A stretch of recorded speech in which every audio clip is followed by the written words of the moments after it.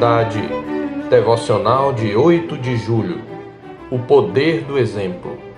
Fiel é a palavra e digna de toda a aceitação, que Cristo Jesus veio ao mundo para salvar os pecadores, dos quais eu sou o principal.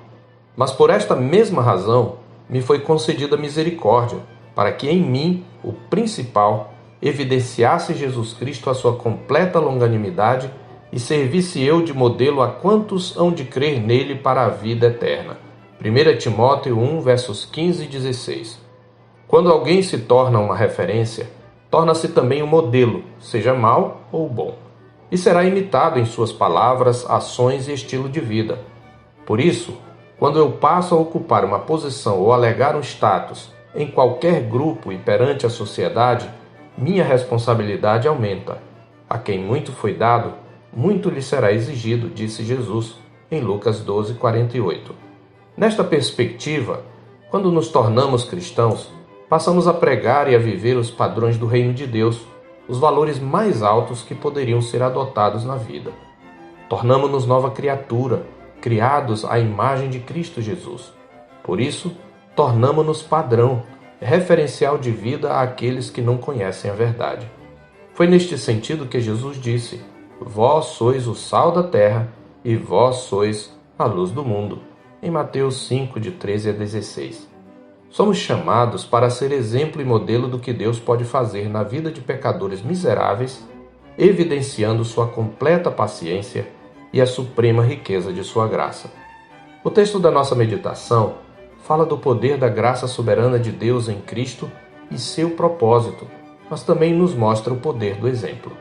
Trata-se do testemunho do apóstolo Paulo a Timóteo acerca de sua experiência pessoal da graça salvadora. O apóstolo está escrevendo para o seu mais querido filho na fé para instruí-lo sobre como deveria proceder na Igreja de Deus em seu ministério pastoral. Acima de tudo, ele recomenda que Timóteo lidere pelo exemplo, como está escrito no capítulo 4, verso 12. Ninguém despreze a tua mocidade. Pelo contrário, torna-te padrão dos fiéis, na palavra, no procedimento, no amor, na fé, na pureza. A fim de motivar o jovem pastor, Paulo introduz sua epístola dando um testemunho pessoal de sua salvação, falando dos vários aspectos da sua vida espiritual. Ele fala sobre o chamado que recebeu no verso 12, resume seu passado antes de Cristo no verso 13, testifica sobre a graça que o alcançou no verso 14, resume a mensagem que o despertou no verso 15, ressalta o propósito para o qual foi salvo no verso 16 e termina com louvor e adoração ao Deus que o libertou no verso 17. O princípio contido no testemunho de Paulo quanto ao propósito para o qual o apóstolo foi salvo é o mesmo para todos os crentes em Cristo, a saber, que nós fomos salvos para que Jesus Cristo manifeste em nós a sua completa longanimidade, a fim de servirmos de modelo a todos os que hão de crer nele. Pensando neste princípio e baseados no sentido da palavra modelo, podemos observar o poder do exemplo como instrumento de convencimento dos que ainda não creem no Evangelho.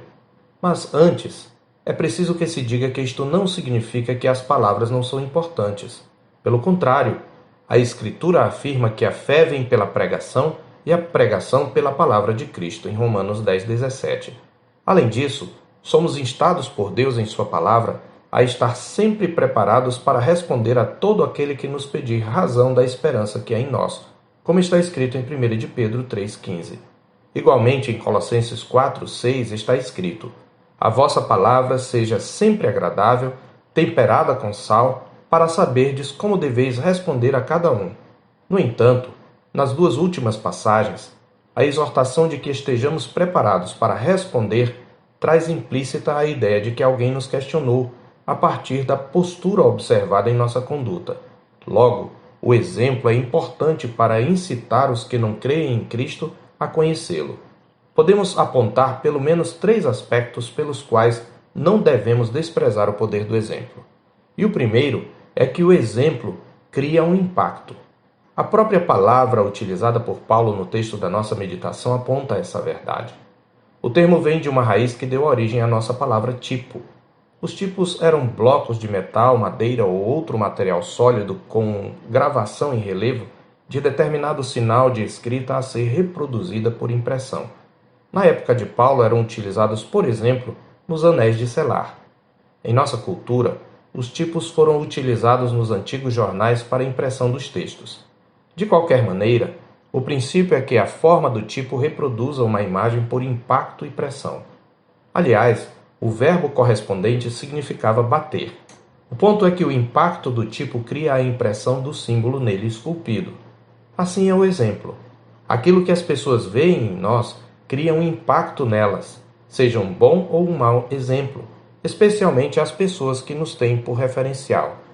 É por isso que Pedro, exortando seus leitores a uma conduta exemplar diante de seus opositores, ressalta o impacto de um santo procedimento mesmo sobre os críticos do Evangelho.